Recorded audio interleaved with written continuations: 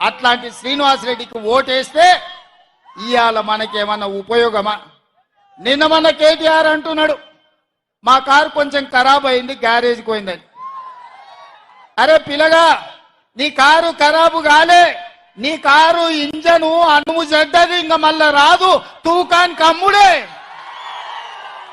తూకం పెట్టి అమ్ముడే, work shop నుంచి మళ్ళా ఇంటికి రాదు.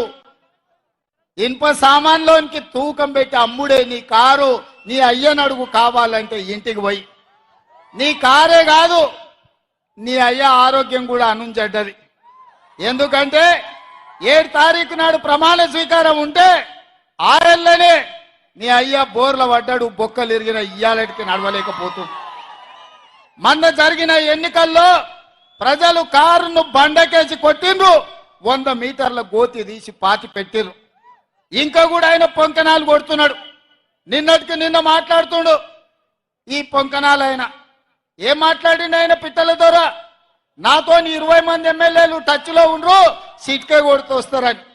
సిట్కే కాదు, మిద్దెకి డప్పు కొట్టు బిడ్డ, నీ దగ్గర ఉన్నోళ్ళు కూడా ఎవడన్నా ఉంటాడేమో చూద్దాం.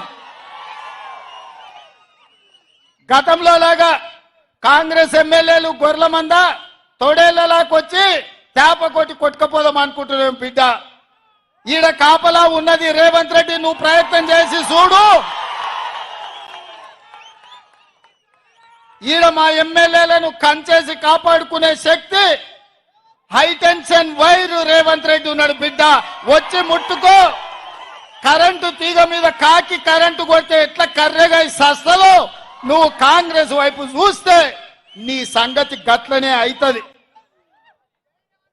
నువ్వు మాదిక్కు కాదు, నీ దొడ్ల సాయంత్రానికి ఎన్ని వచ్చినా ఒకసారి లెక్క పెట్టుకో బిడ్డ, నీ సంగతి చెప్తా గాని.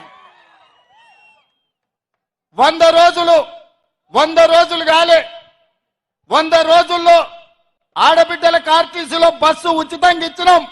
35 కోట్ల మంది ఆడబిడ్డలు ఇవాళ బస్సులలో ఉచితంగా ప్రయాణం చేస్తారు. 100 రోజులు కాలేదు, ఆరోగ్యశ్రీ పథకం ద్వారా 10 లక్షల రూపాయలు ఉచితంగా మహిళల ఇవాళ అన్ని కుటుంబాలకు ఆరోగ్యాన్ని అందించినాం.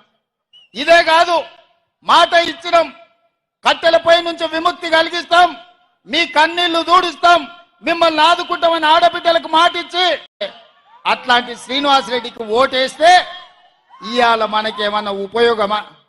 నిన్న మన కేటీఆర్ అంటున్నాడు మా కారు కొంచెం ఖరాబ్ అయింది గ్యారేజ్కి పోయిందని. అరే